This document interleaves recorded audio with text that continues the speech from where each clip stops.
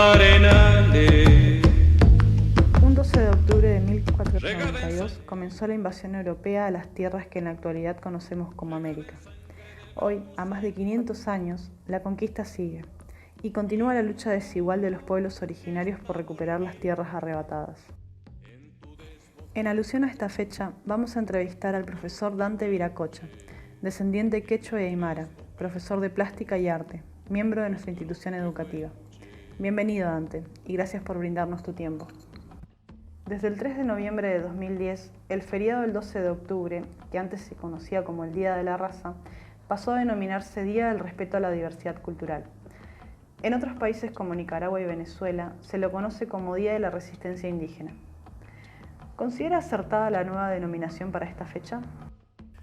Me parece que la nueva denominación como Día de la Diversidad Cultural es insuficiente porque esquiva el hecho concreto histórico que sucedió ese 12 de octubre de 1492 con luego en todo el continente 90 millones de hermanos nuestros asesinados.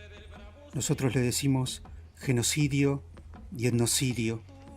Cuentan nuestros abuelos que ese día 12 de octubre habían llegado por la mañana y fueron muy bien recibidos, pero para las 3 de la tarde 536 hermanos nuestros habían sido asesinados por la gente que mandaba Colón.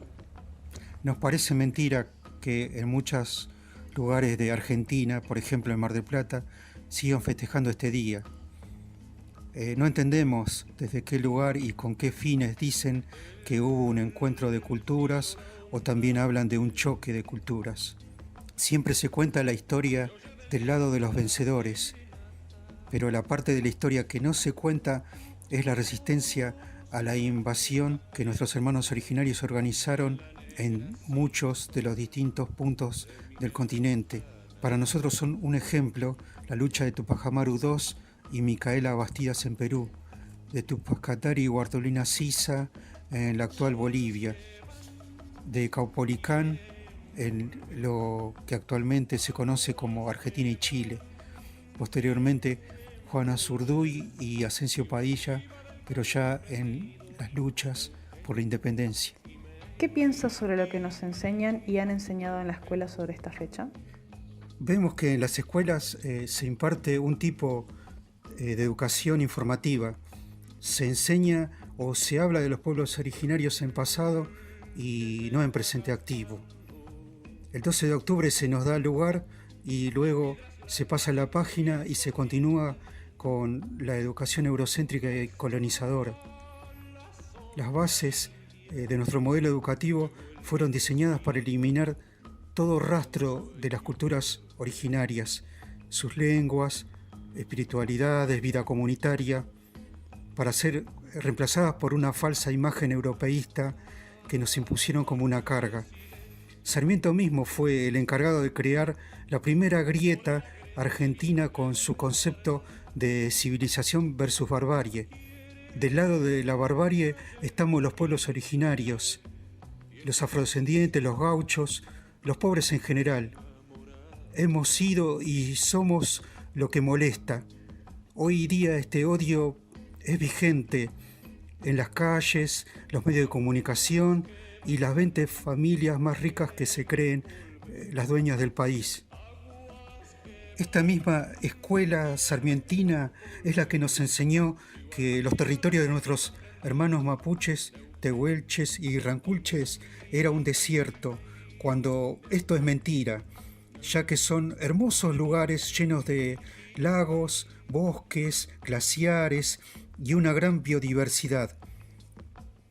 Sabemos que hasta 1879 estos eran territorios autónomos y libres, donde vivían muchas familias de hermanos originarios, pero con la invasión y genocidios cometidos por el general Julio Argentino Roca, considerado un héroe para la sociedad rural argentina, que también fue la que financió esta campaña, nuestros hermanos fueron despojados de sus territorios, desarraigados, reducidos a la servidumbre y sometidos culturalmente.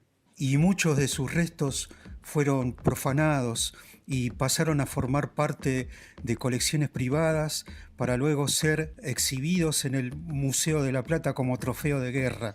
Muchas familias también fueron obligadas a vivir en el mismo museo hasta que murieron y posteriormente los descarnaron, los estudiaron y los exhibieron, todo en nombre de la ciencia. Aún hoy en día, el fundador del Museo de la Plata, el perito Francisco Pascasio Moreno, sigue siendo un pilar referente para muchos docentes y académicos de la región. Parece mentira, pero recién en 2001 se sancionó la ley 25.517 de restitución de restos mortales.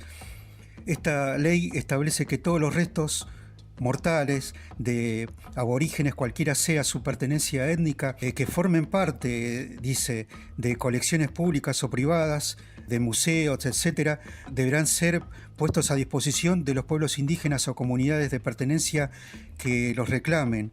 El Museo de la Plata fue el primero que comenzó con las restituciones de restos a sus respectivas comunidades, pero aún hay muchos museos argentinos que se niegan a la restitución y aducen razones científicas, cuando está más que probado que estas razones son puramente económicas. Tal es el caso del Museo Arqueológico de Alta Montaña de Salta, que desde 1999 retiene los cuerpos de 3 niños originarios ancestrales, profanados del Cerro Yuyayaco.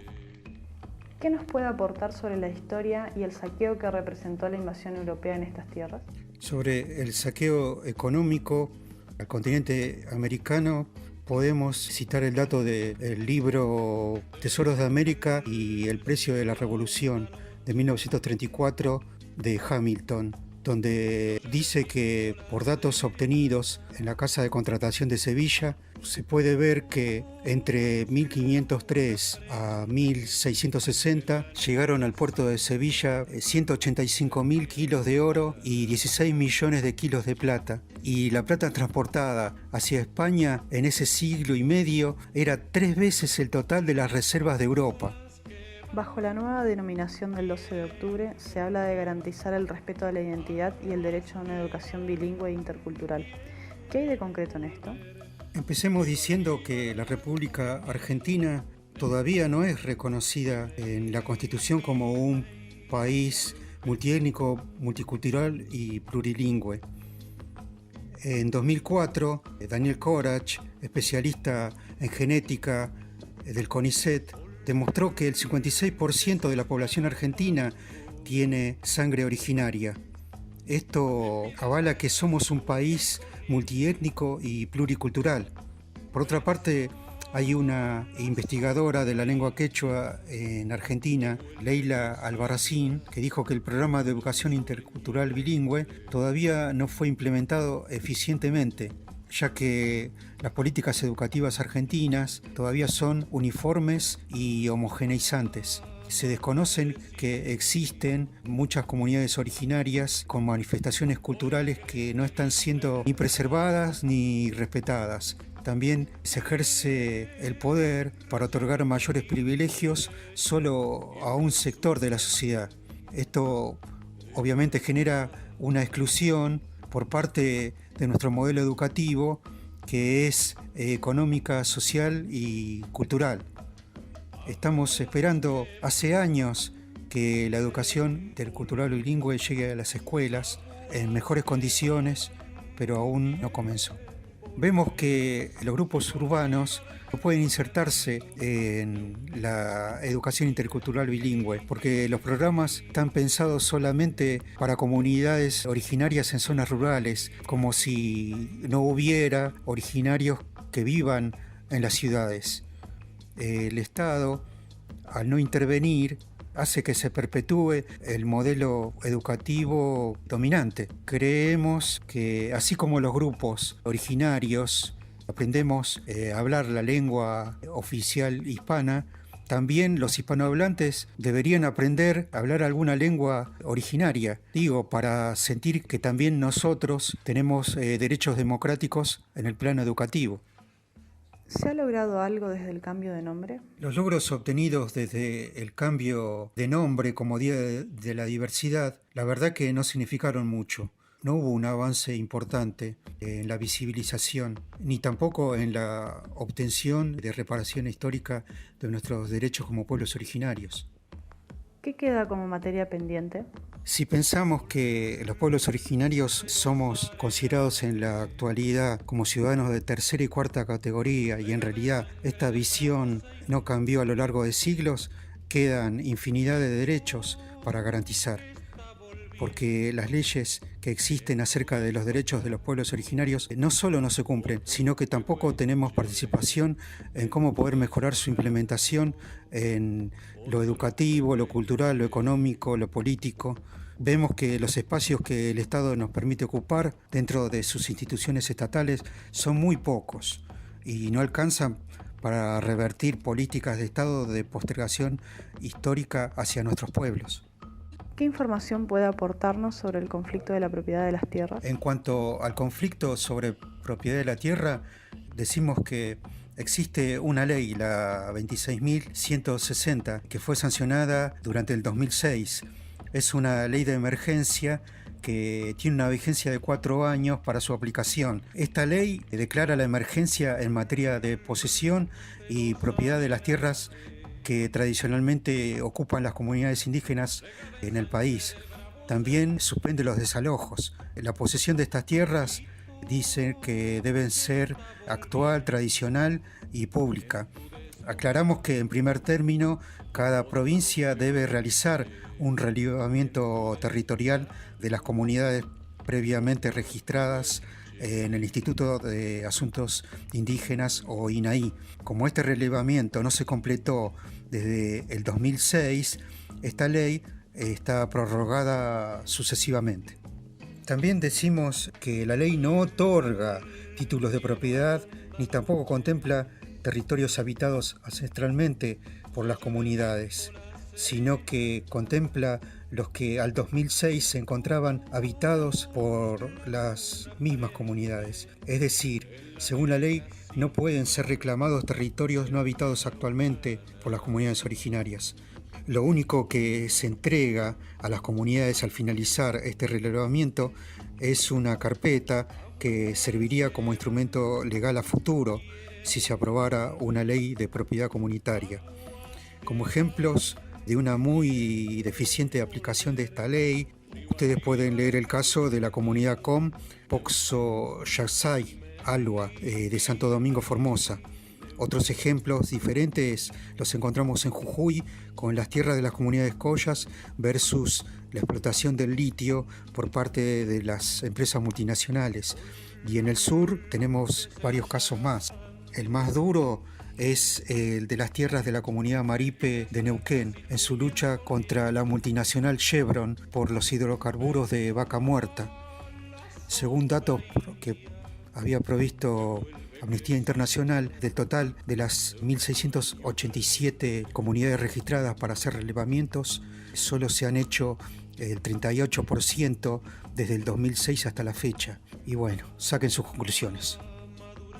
¿Las nuevas generaciones siguen interesadas en la conservación y práctica de sus costumbres y creencias? Y vemos que, por ejemplo, en las ciudades, las nuevas generaciones acompañan, valoran, rescatan fundamentalmente de los pueblos originarios la relación que tienen con la naturaleza y todo el entorno, cómo lo cuidan. Nos parece muy positivo. Debemos apoyarlos en sus inquietudes y saber reconocer que algunas prácticas y costumbres tradicionales, ancestrales, pueden ser mejoradas, pero lo que siempre permanece es la sustancia de los valores. ¿Qué mensaje les dejaría a las nuevas generaciones y al mundo entero? Que nunca hay que olvidar los propios orígenes, que no tenemos que olvidarnos de nuestra memoria y de los valores comunarios de los pueblos originarios. Ustedes van a poder comprobar que desde Alaska a Tierra del Fuego, desde la antigüedad hasta ahora, continuamos llamándonos hermanos, hermanas y en el futuro hermanes. A mí me pasó cuando tomé conciencia de mi identidad, sentí que somos muchísimos, muchos los que han luchado para mejorar la situación de muchos pueblos y familias y aún lo siguen haciendo.